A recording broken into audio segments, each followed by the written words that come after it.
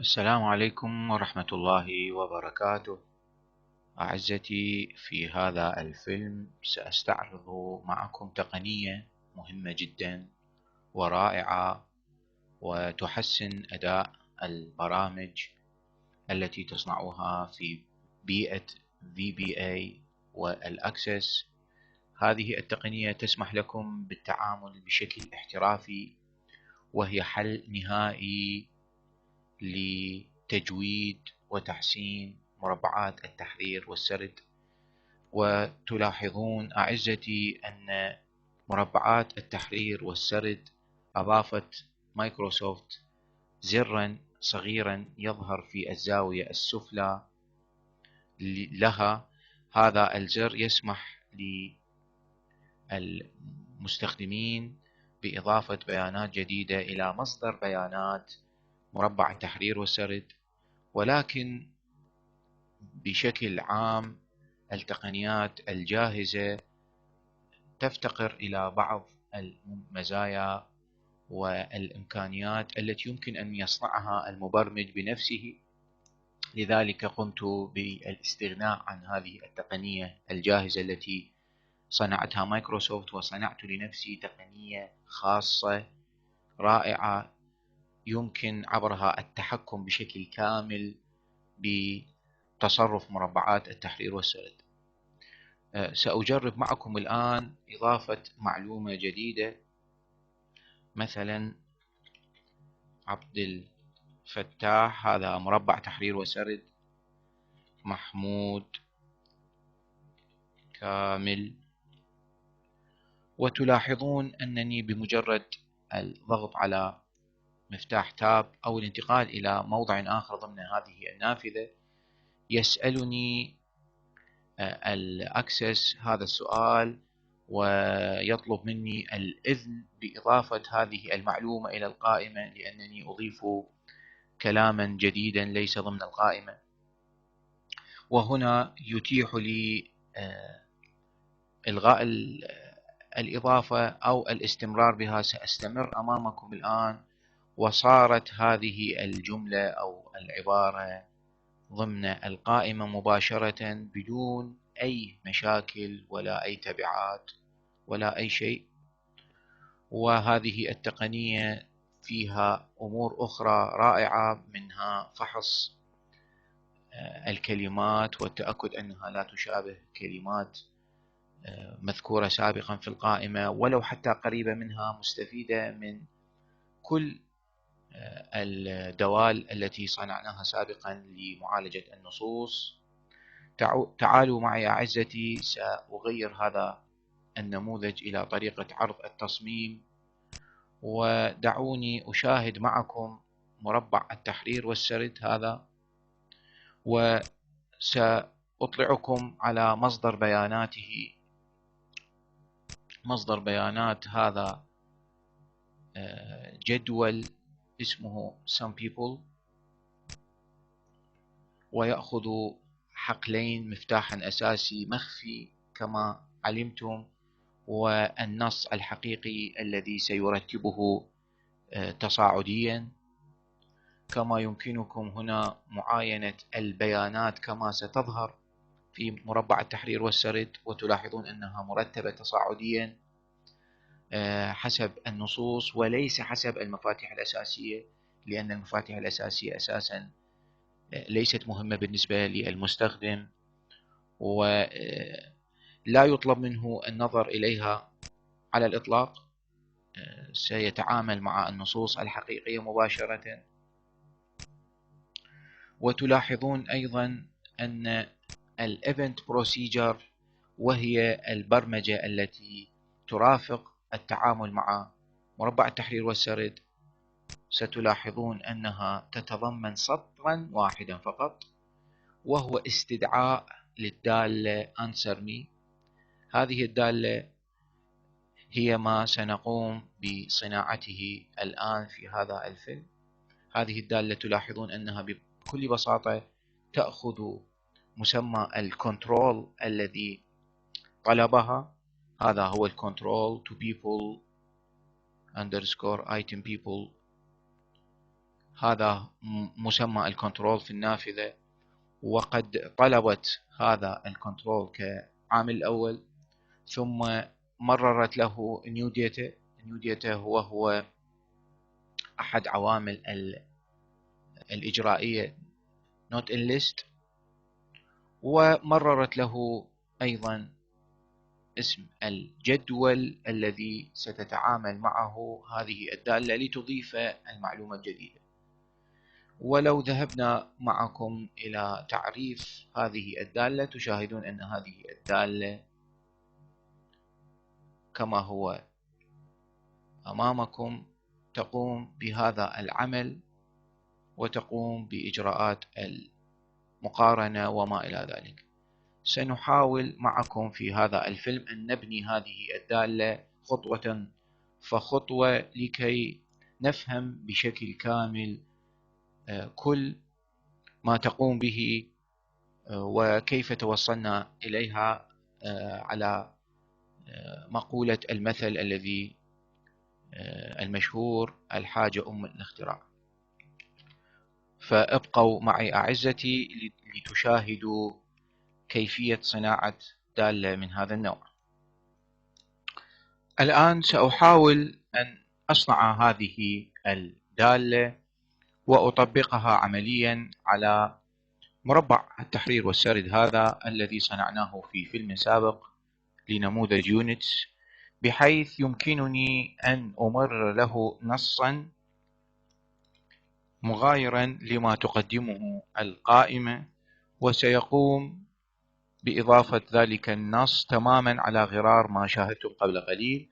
تلاحظون بدون استعمال هذه الدالة أو التقنية سيعرض لنا الأكسس رسالة الخطأ هذه وباللغة الواجهة التي اخترتموها عند تنصيب الأكسس. وطبعا المستخدم لن يحبذ التعامل مع هذا النوع من الأخطاء ولن يفهم وسيعتبر أن هذا النظام غير كفؤ أو فيه أخطاء. سنتراجع وسأحاول أن أذهب مباشرة معكم لإضافة وصناعة هذه الدالة. سأبدأ دالتي كالمعتاد بفانكشن وأسميتها answer me، وستأخذ المسيطر أو الكنترول من النافذة كأحد عواملها، وهو أهم عامل بلا شك. control سأسميه control as control، وهذا سيأخذ كل خصائص الأوبجكت كنترول المعرفة في الأكسس والفي بي اي، وبلا شك سنمرر له new data بشكل string، هذه المعلومة الجديدة التي كتبها المستخدم عندما أدخل بيانات أو نص جديد في مربع التحرير والسرد. وسنأخذ أيضا table name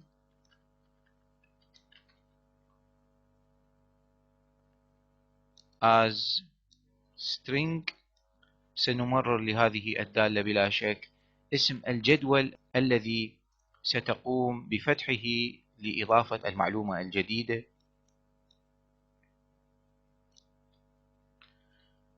وهذه الدالة مبدئيا ستعيد لنا الناتج بشكل انتيجر.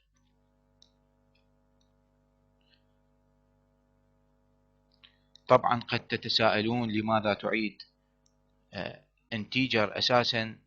بكل بساطة لأن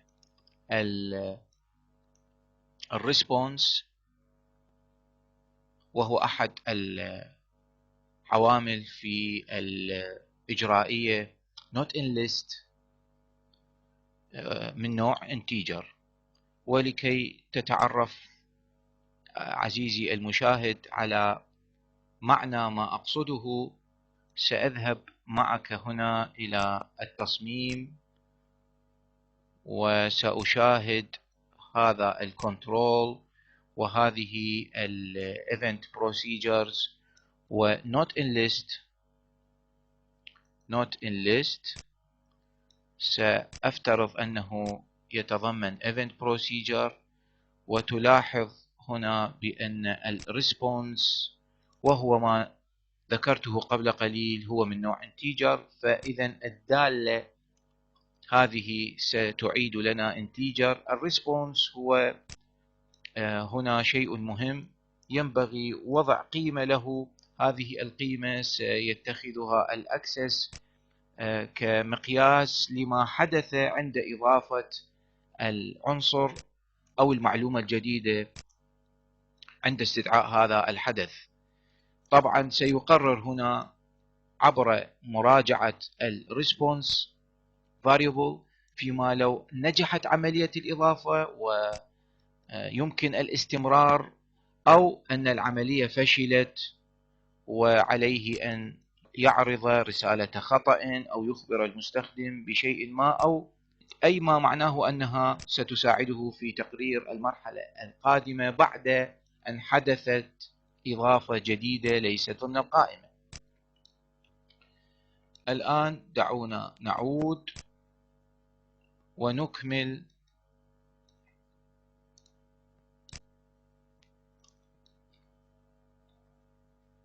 الدالة. أعزتي، أول ما سأقوم به هو أن أرفع الفراغات الزائدة أو المكررة من المعلومة الجديدة. لذلك سأقول new data تساوي keep one space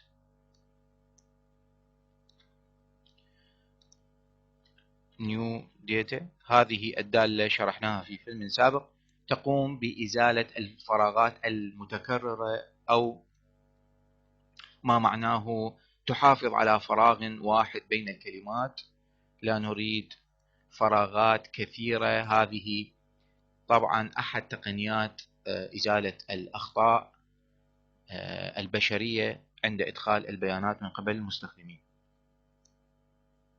طيب، من المفيد أيضا أن نتحقق أن المعلومة المدخلة تزيد عن حرف أو حرفين. طبعا ليس هناك معنى عمليا من إضافة حرف واحد. لن أو من النادر جدا أن نواجه احتمالية الحاجة إلى إضافة حرف واحد في مربع تحرير وسرد. لذلك if len of new data أصغر من 2، then سأستعمل هنا بشكل بسيط message box. هذا أحد الدوال الجاهزة في ال Visual Basic وال VBA ومن أقدمها فعلا. هذا سيعرض للمستخدم رسالة نصية يكتبها المبرمج عند تحقق هذا الشرط أو عند استدعاء هذه الدالة. يمكن أن أقول هنا يجب أن تكون المعلومة الجديدة من حرفين على الأقل.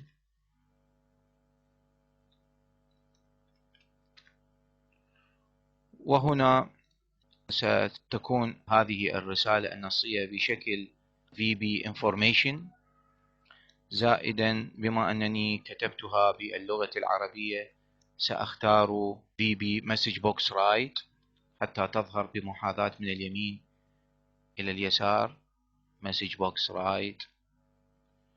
وهنا عنوان هذه الرسالة التي ستظهر للمستخدم مثلا وقفة إعلام على سبيل المثال.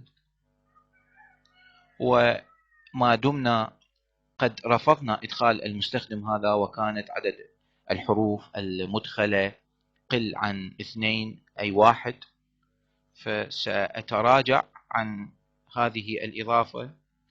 كنترول، هذا هو الكنترول الذي يمثل مربع التحرير والسرد الذي حدثت فيه الإضافة.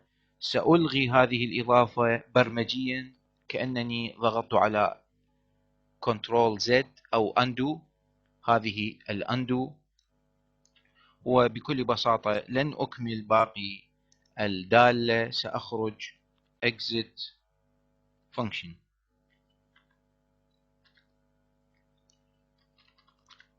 وأنهي هذا السطر.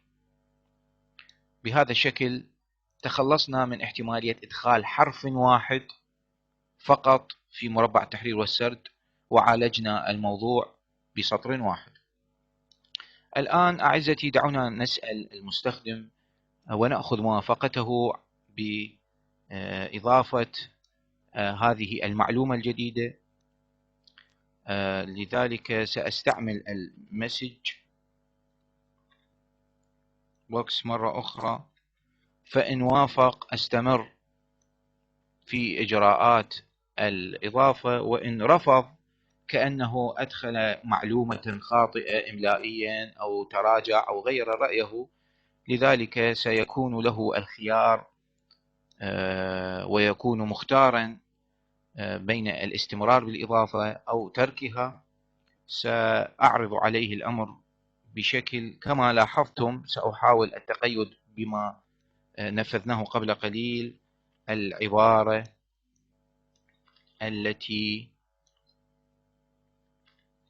أمليتها ليست ضمن القائمة. هل أنت؟ ولكي لا تكون عباراتنا طويلة جدا، لذلك سأحاول أن أضيف سطورا، سأجعلها من عدة سطور. إذا لم أعمل ذلك ستكون الجملة عريضة والنافذة أو رسالة الحوار مع المستخدم ستكون طويلة جدا.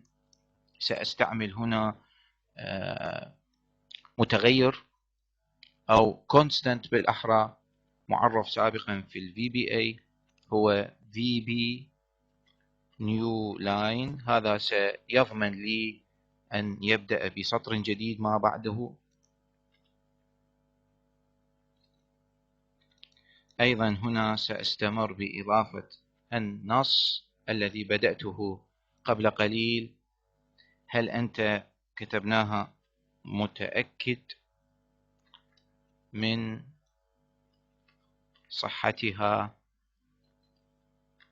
جيدا لتضيفها إلى القائمة. وهذه علامة السؤال.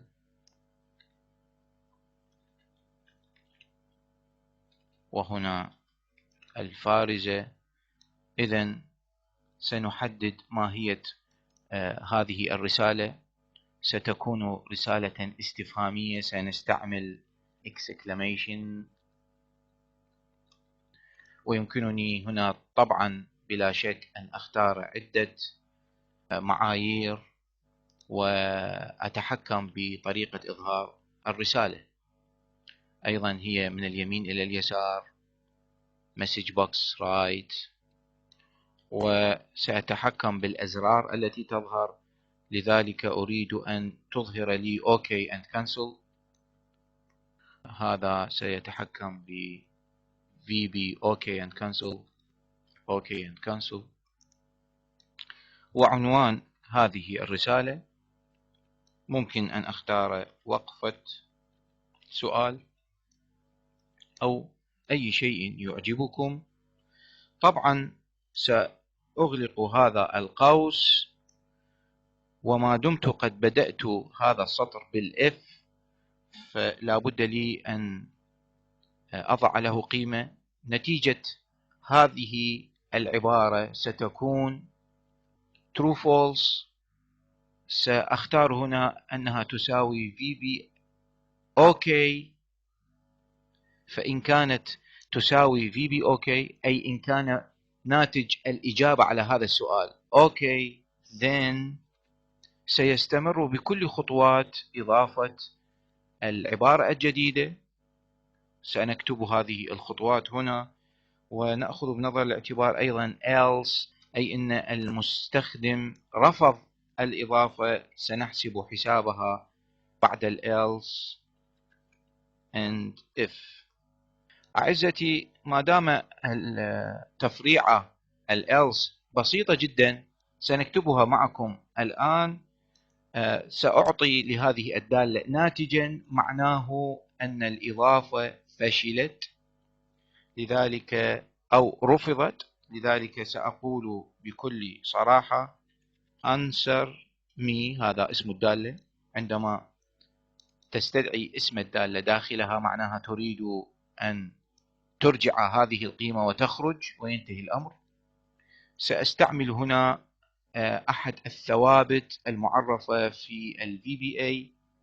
هذا معناه أن إضافة المعلومة الجديدة في الإجرائية not in list قد فشل، وأنها لم تضف، واعتبر أنها لم تحدث، وهو هذا الكونستانت أعني AC data error continue.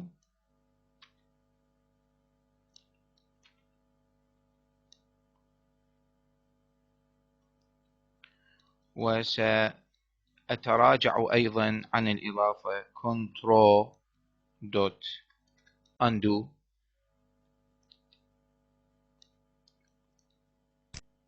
ودعونا نشاهد أين يوجد تعريف هذا الكونستانت. تلاحظون أن قيمته تساوي صفرا. كان يمكنني بكل بساطة أن أقول answer me تساوي صفر، ولكنني أحببت أن أستعمل الدوال أو الكونستانتس الثوابت الجاهزة في ال VBA.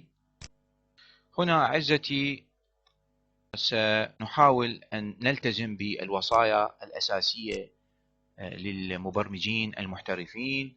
عادة المبرمج يحتاج إلى أن يعرف في الكتل البرمجية التي يصنعها، عليه أن يعرف كتلة تتخصص بمعالجة الأخطاء. لذلك سنفترض أن هناك label تبدأ منه هذه الكتلة، سأسميه أي اسم، وهذا سيعتمد بشكل أساسي على ماهية الخطأ.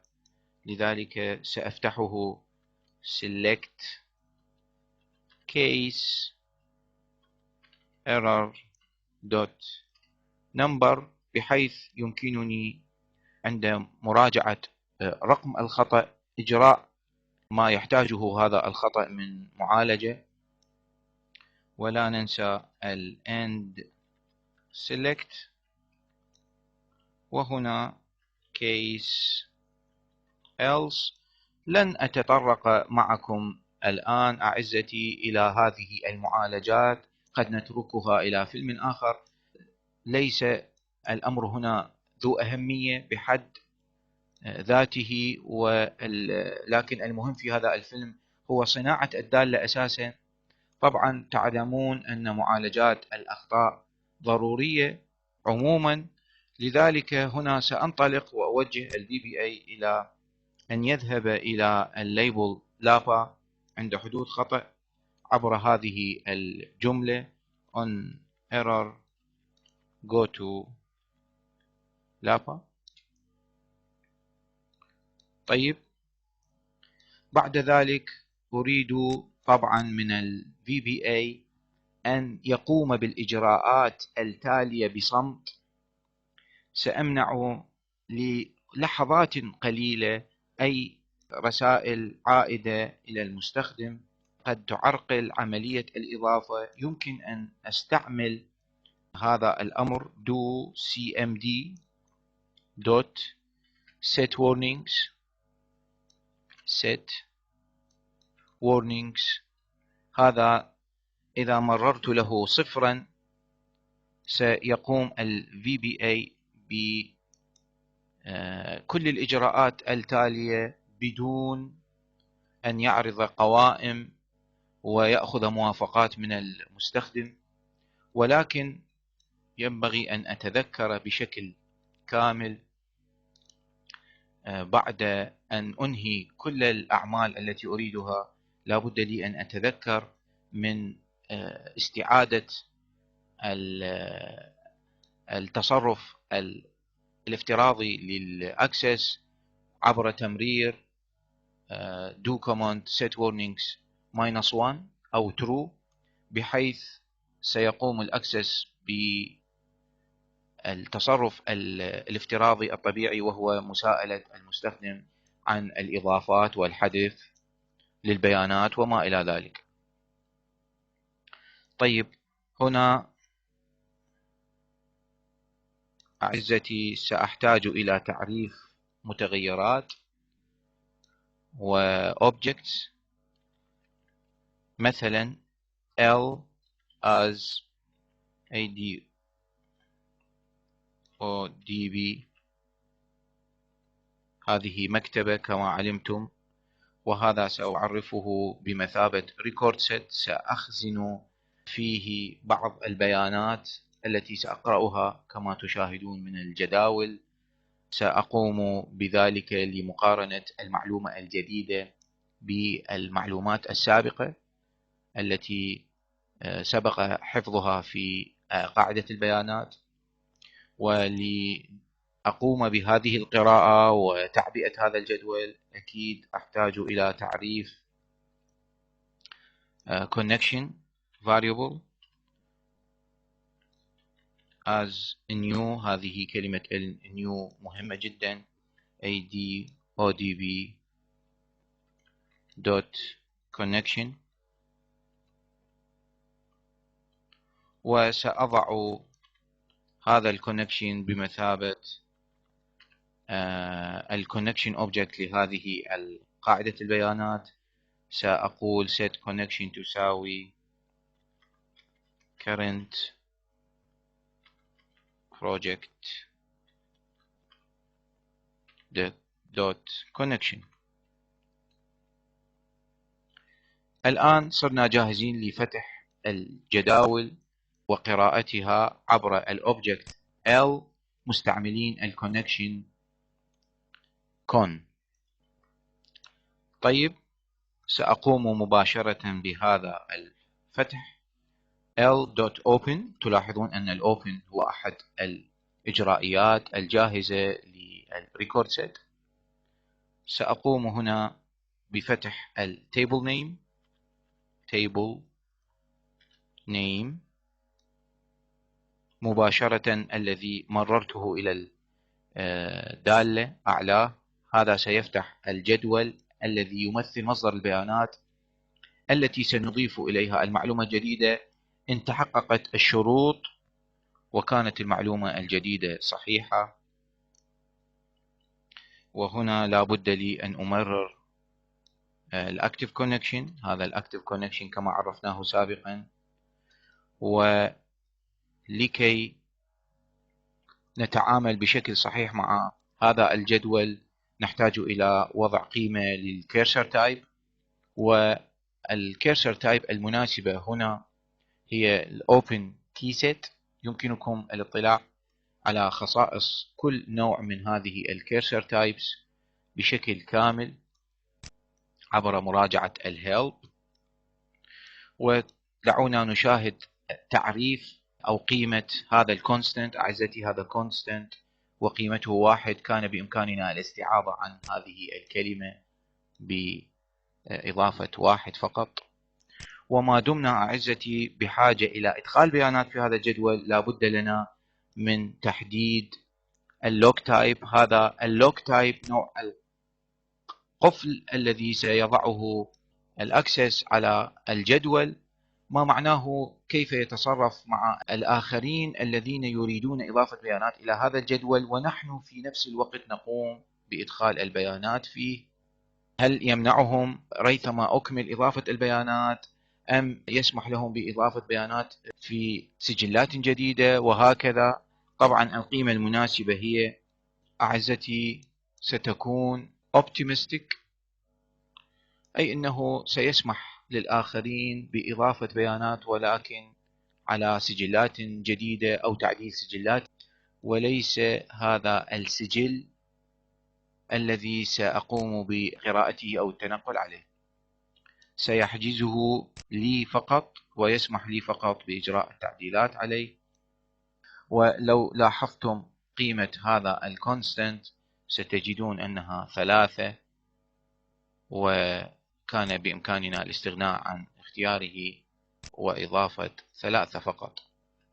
طيب الآن أعزتي هناك احتمالان. قد يكون هذا الجدول الذي نريد إضافة البيانات فيه قد يكون أصلا فارغا.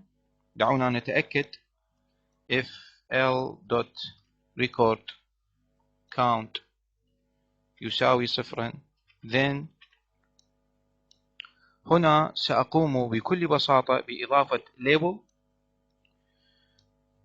يتجاوز كل الإجراءات التي تقوم بفحص البيانات السابقة. سأسمي هذا الليبل start adding. إذا وضعت نقطتين هنا صار label. إذن سأخبره إذا كان عدد السجلات يساوي 0 then go to start adding. مباشرة سيذهب إلى موضع إضافة البيانات الجديدة ولن يمر بإجراءات التحقق.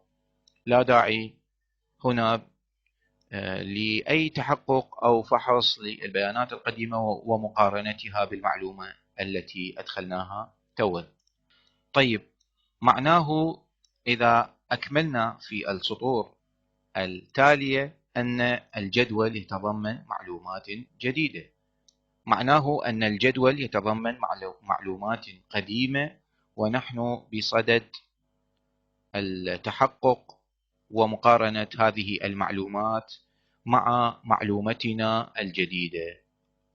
لذلك من الرائع والمفيد أن أظهر للمستخدم ولو للحظة بسيطة في شريط الحالة أسفل نافذة الأكسس بأن التحقق من المعلومة الجديدة ومقارنتها مع ما هو مدخل سابقا في قاعدة البيانات يجري الآن. سأستعمل لذلك الإجرائية أو الأمر echo تريد مني إظهار هذا الأمر، وهنا echo on as integer سأستعمل true. إذا استعملت الزيرو معناه أن النافذة ستجمد ولن يطرأ عليها أي تعديلات حتى أقوم باستعمال echo -1 أو echo true.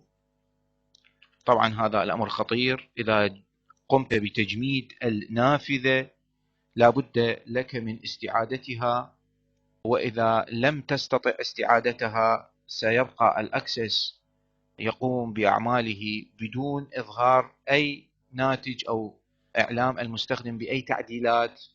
سيضطر المستخدم عندها إذا لم يسترجع النافذة إلى إغلاق الأكسس وتشغيله مرة أخرى.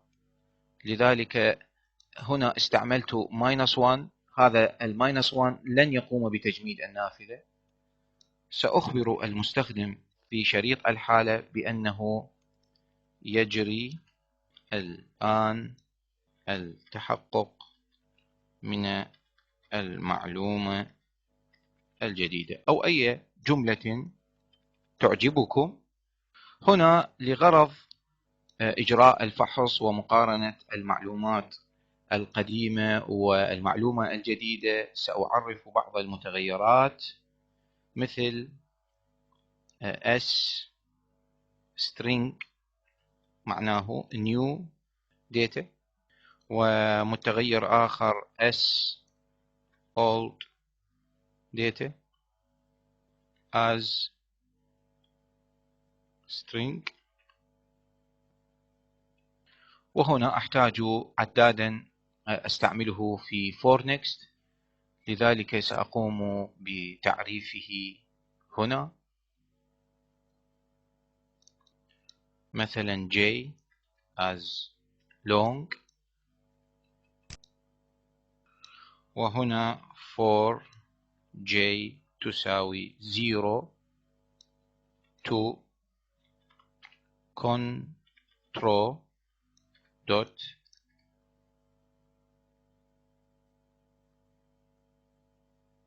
list count -1، وهذه النكست.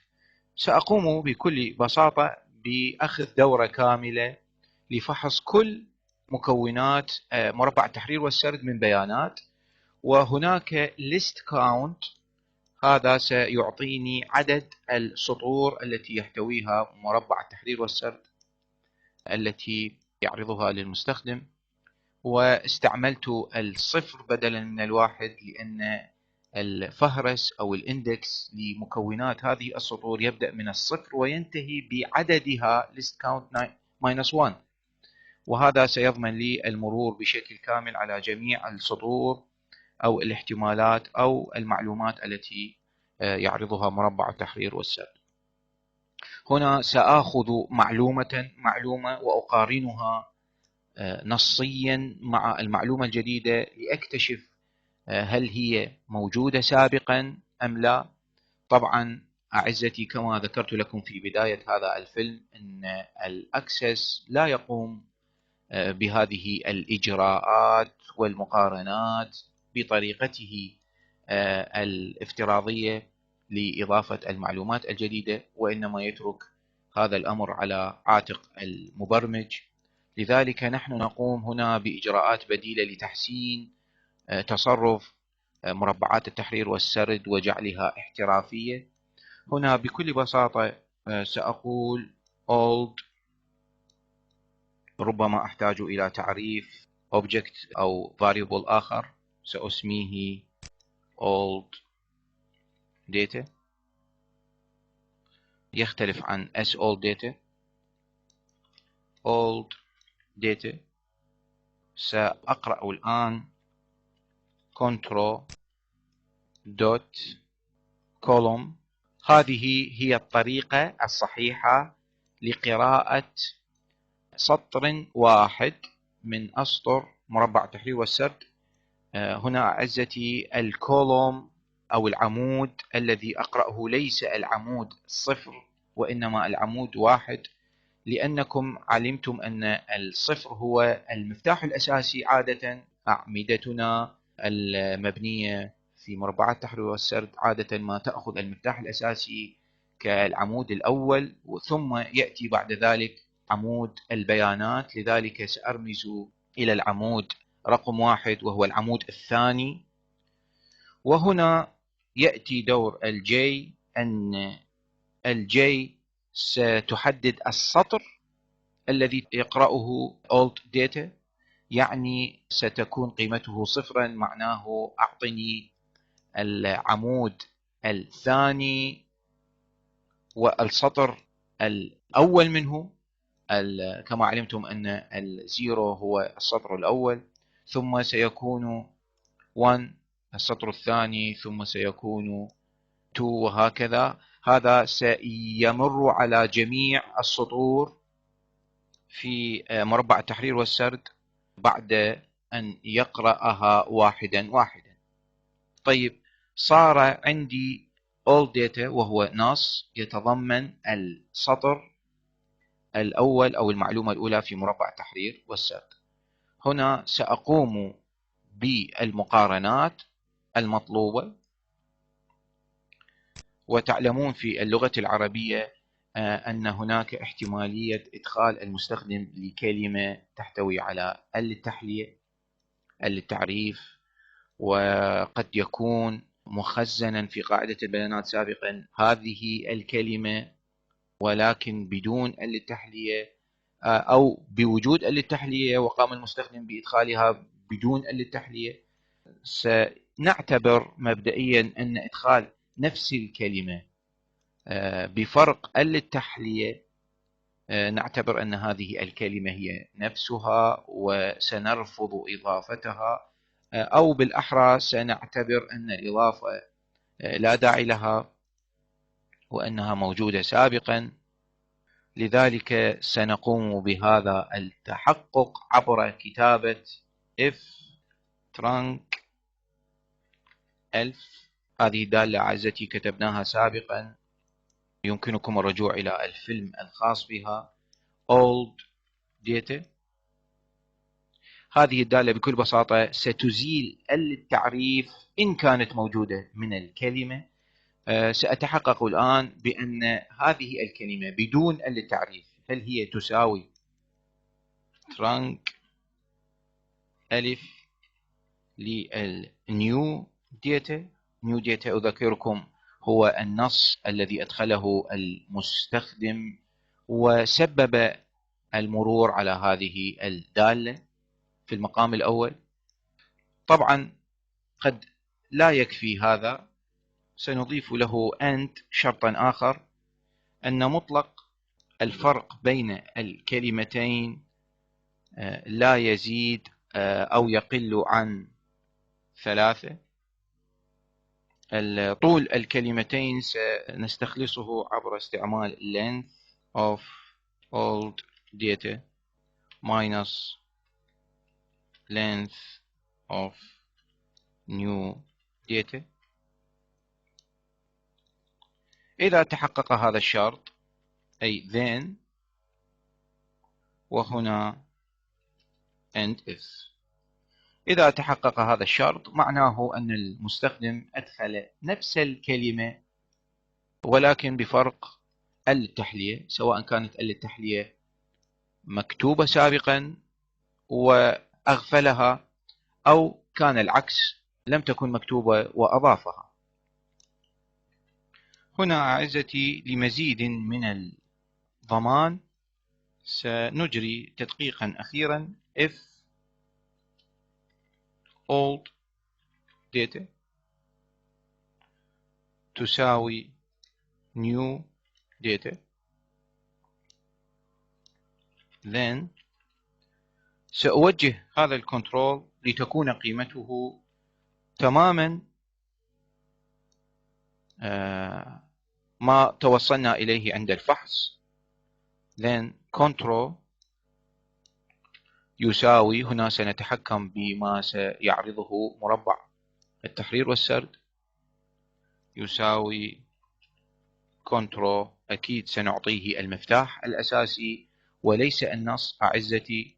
تذكروا هذا جيدا، إذا أردتم أن تضعوا قيمة في مربع التحرير والسرد يجب أن تكون هذه القيمة مستقاة من العمود المنضم، وعادة نحن نستعمل العمود الأول بمثابة العمود المنضم. لذلك الاندكس له سيكون 0، أي ضع العمود الأول. ونحن توقفنا واكتشفنا التشابه بين الكلمات عند الجي الحالية. تذكروا أن الجي هو العداد الذي يمر على جميع سطور مربع التحرير والسرد، وما دمنا قد اكتشفنا هذا التطابق عند الجي الحالية لذلك سنقول control تساوي control of 0j، وانتهى كل شيء. لا توجد إضافة فعلية في الجدول. لقد اكتشفنا أن المعلومة المدخلة مطابقة أو مشابهة لمعلومة سابقة يعرضها مربع التحرير والسرد، لذلك سنقول exit function.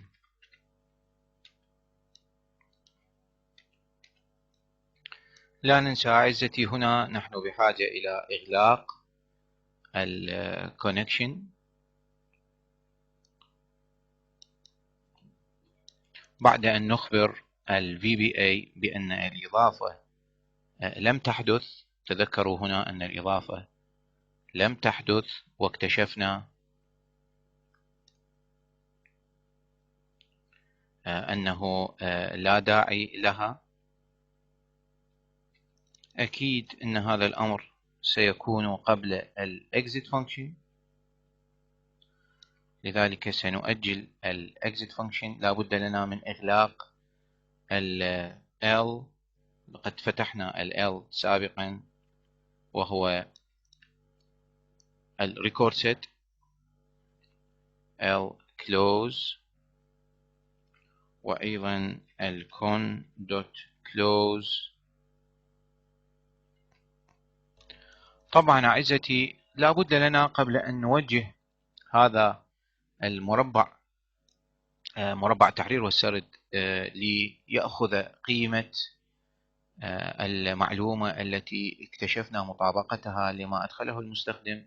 لا بد لنا لكي تصح الأمور أن نلغي إدخاله، نلغي ما قام بإدخاله عبر استدعاء control.undo، ثم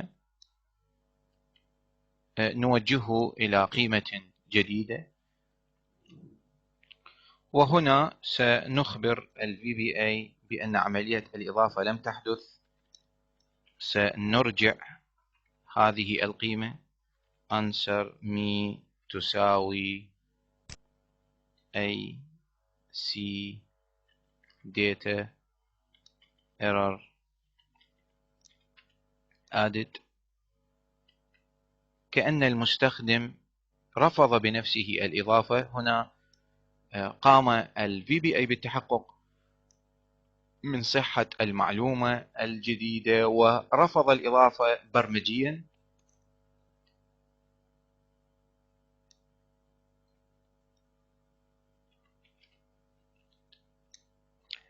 طيب، إذا لم يتحقق هذا الشرط أعزتي ولم يحدث أي تشابه ما بين هذه الكلمة والكلمة التي نفحصها قيد الفحص الآن من حيث التحلية، يبقى علينا أن نقوم بفحص آخر أعمق وقد يعطينا نتائج تكتشف تماثل الكلمة المضافة مع الكلمات السابقة بدون التحلية. سنستعمل تقنية مقارنة النصوص وبصمة النصوص، لذلك سنجري هذا الفحص التكميلي قبل النكست. تذكروا نحن الآن نقرأ كلمة واحدة ضمن سطور مربع التحرير والسرد ونقارنها مع الإدخال الجديد. سأمنح S new data. الآن سأستدعي هذا المتغير الفاريبل وسأضع فيه name cipher للnew data. وتذكرون أن النيم سايفر تحول الكلمات إلى بصمة رقمية، وتأخذ في أحد عواملها الاختيارية عدد الكلمات هنا L as byte، ليكون لنا التحكم أعزتي بعدد الكلمات. لا نريد أن نتركه على القيمة الافتراضية، أحيانا نحتاج إلى مقارنة 5 كلمات أو 6 كلمات أو ما شابه. لذلك لا بد لي من تمرير هذه القيمة الاختيارية إلى الدالة. ما دام الأمر كذلك سأحاول أن أضيف هذه القيمة الاختيارية إلى عوامل الدالة أعلاه، ولكي أجعلها اختيارية أيضا ستكون هنا أيضا اختيارية optional. سأستعمل هذا المتغير dep as integer. هذا المتغير سيسمح لي بالتحكم بعدد الكلمات التي سأقارنها بين النص الجديد والنص القديم الذي أقوم بفحصه. عفوا، يبدو أنه بايت، لذلك سأصححه في بداية الدالة، ليس integer as byte.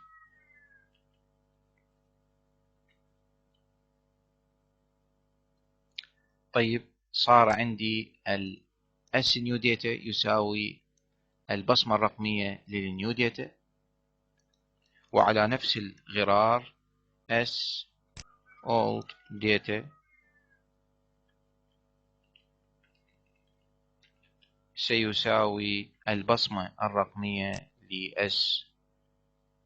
ل old data old data. تذكروا أعزتي أن ال old data هو ما قرأناه من سطور مربع التحرير والسرد قبل قليل، ونحن الآن بصدد إجراء مقارنة ما بين البصمتين للمعلومة الجديدة والمعلومة القديمة، بعد أن خلصنا من أو اجتزنا عملية فحص تشابه الكلمات بالنظر إلى التعريف فقط. هنا سأقوم بالسطر المهم والحاسم والأساسي عند مقارنة بصمتي نصين مختلفتين. if name to compare، هذه الدالة صنعناها في فيلم سابق، وقد حصلنا الآن على البصمتين، سنمررهما إلى هذه الدالة s new data s old data. هنا عزتي الموضوع الحاسم، إن كانت نسبة التماثل تقل عن 1.44، هذا الرقم عند التجربة وتكرار الخبرات سنعتبره الرقم الحاسم الذي يمثل احتمالية التماثل ما بين الكلمات. إذا كانت ناتج يزيد عن هذا الرقم معناه أن الكلمتين غير متماثلتين ومؤهلة الكلمة الجديدة لإضافتها. إذا كان الفرق ما بين البصمتين يقل عن هذا الرقم، هذا معناه هناك تماثل. دعونا نضيف شيء آخر، أو أن الدالة trunc L ل old data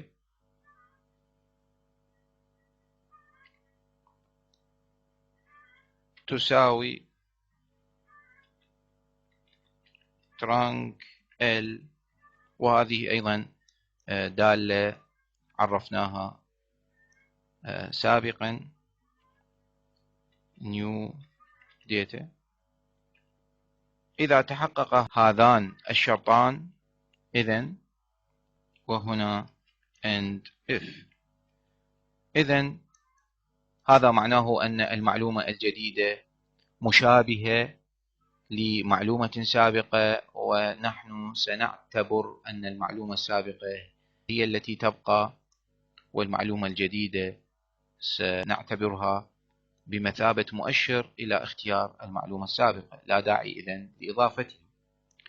ولكن أعزتي، لكي يكون برنامجنا أفضل وأحسن، لن نتخذ هذا القرار برمجيا، سنسمح للمستخدم باتخاذ هذا القرار، أي سنعرض له كل الكلمات المتماثلة في نافذة مستقلة، سنسمح له باستعراض هذه الكلمات أو هذه الجمل واختيار أحدها، أو أن يقدم على إضافة المعلومة الجديدة ويعتبرها مختلفة وتستحق الإضافة.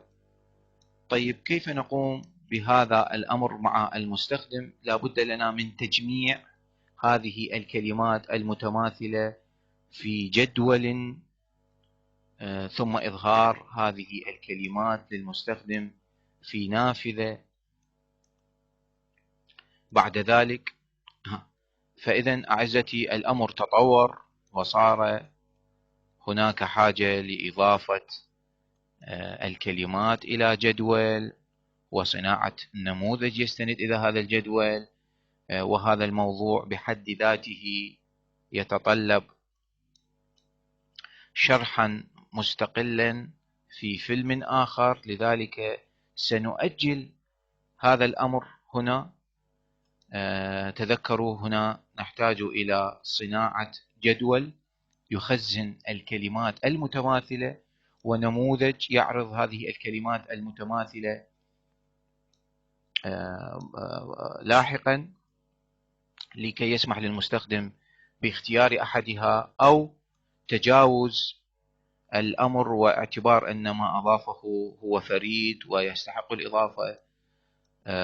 لذلك أعزتي سأؤجل هذا الأمر إلى فيلم لاحق لتطوير هذه الدالة. سنعتبر أن هذه الدالة بحاجة إلى تطوير، وفعلا هي كذلك، ولكي لا يكون هذا الفيلم مملا وطويلا جدا. وتلاحظون أن هذه الأعمال والتحسينات لا تنتهي، ولكن كلها تصب في مصلحة البرنامج ليكون البرنامج أفضل وأكمل. أعزتي هنا سأنتقل مباشرة معكم إلى الستارت أدينج. سنعتبر أن البيانات التي قمنا بإدخالها جاهزة لأن تضاف إلى الجدول المصدر. والخطوة الأساسية لبدء الإضافة ستكون بلا شك هي l.add_new. هذه أحد الإجراءات في الريكورد سيت. هذا سيضمن لنا أنه سيذهب إلى السطر الجديد أو النيو ريكورد في هذا الريكورد سيت، وسنخبره بالمفاتيح الأساسية التي نريدها، وسنخبره أيضا بالقيمة الجديدة التي مررناها إلى هذه الدالة لكي نضيفها إلى الجدول. طيب L dot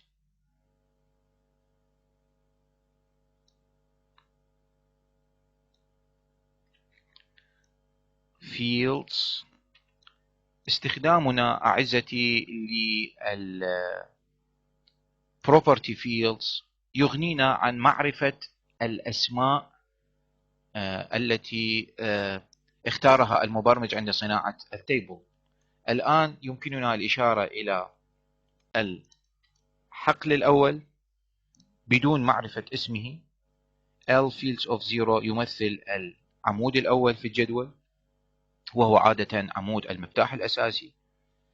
وسنستعمل هنا الدالة المشهورة التي صنعناها سابقا، وهي next key،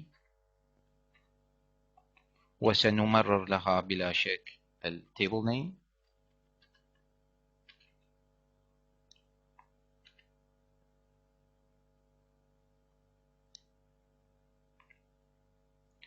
وهنا تلاحظون أن الnext key تتحكم ببدء الترقيم.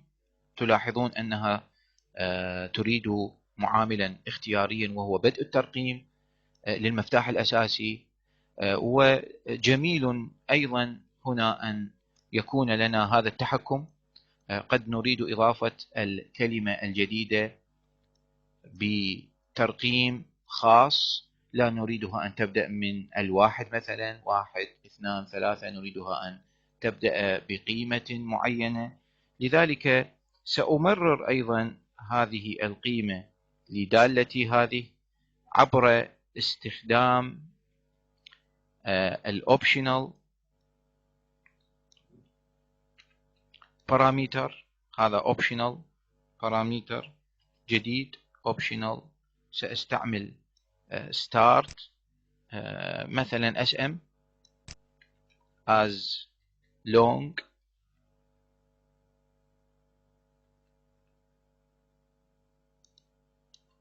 أو أصح من ذلك as variant.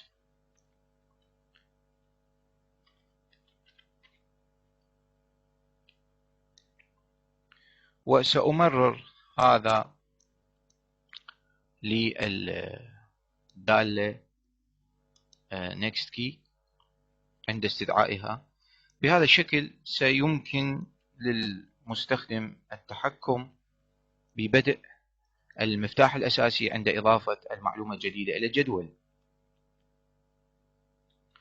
إذن صار عندنا المفتاح الأساسي مشتقا بشكل برمجي مباشر لن يدخله المستخدم، وهذه إحدى نقاط القوة الهائلة والأساسية لدالة الأنسر مي. ستقوم بإضافة المعلومة الجديدة ومعالجة موضوع المفاتيح الأساسية مستفيدة بشكل كامل من دالة سابقة قوية صنعناها في فيلم سابق. طيب لابد هنا أيضا من إضافة المعلومة الحقيقية. نحن بصدد أساسا إضافة هذه المعلومة التي مررناها. L fields of 1 ستساوي بلا شك new data. بعد ذلك L dot update. إذا لم نستدعي L update لن يحدث الإدخال الحقيقي للمعلومات في الجداول عبر الريكورد سيت. هنا يمكننا بكل سهولة L close و con close. سنغلق الريكورد سيت ونغلق الكونكشن اوبجكت. من المفيد هنا أعزتي أن ننظف الذاكرة بشكل كامل. تعلمون أن تعريف الكون وتعريف ال قد حجز في الذاكرة كمية من البيانات. إغلاقهما لا يعني أن هذا الحجز قد رفع، وإنما هذه الأوبجكتس لا تزال موجودة في الذاكرة ولكنها مغلقة. سنستعمل هذا السطر المهم، هذا سينظف الذاكرة ويجعل البرنامج أفضل من الناحية البرمجية. set L يساوي nothing، وأيضا set con يساوي nothing. فقط عند ذلك ستتحرر الذاكرة ولن يعود للL ولا للكون أي وجود. هذا سيلغي الديفينيشن الذي بدأنا به هذه الدالة. سنخبر الآن ال VBA بأن الإضافة قد حدثت.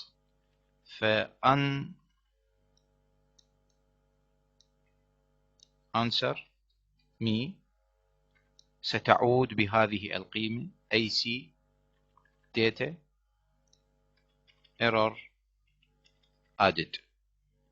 هذا معناه أن الإضافة قد حدثت، وأن الإيرور الذي رفع أو حدث عند كتابة نص لا يوجد ضمن مربع التحرير والسرد قد تمت معالجته وتمت إضافته بشكل صحيح.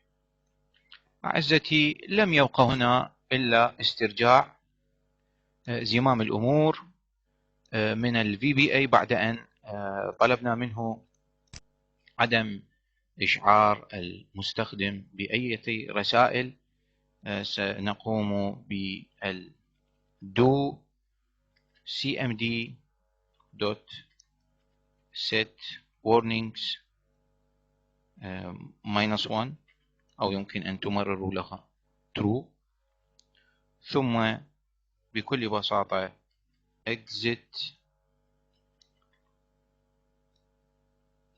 function طبعا لا بد من استدعاء الexit function قبل أن يظهر الليبل الخاص بمعالجة الأخطاء. طبعا هذا بديهي، لأن عدم وضع هذا الأمر الexit function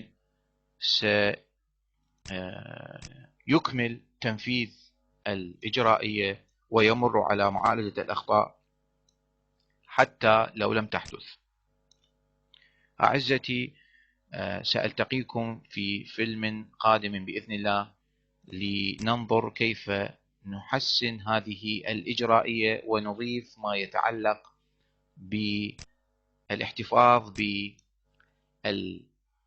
بالمعلومات المماثلة التي اكتشفناها عند إجراء الفحص والمقارنة، وكيف نحفظها في جدول مستقل، ثم كيف نعرضها للمستخدم ليقوم بالانتخاب منها أو الإعراض عنها والاستمرار بإضافة ما أدخله توا، مع بعض التحسينات الأخرى التي يمكن أن نضيفها إلى هذه الإجرائية الهامة جدا لكي نحصل على دالة فائقة وممتازة نضيفها إلى مجموعة الدوال التي صنعناها سابقا لتكون أنظمتنا أفضل وأحسن وأكثر احترافية.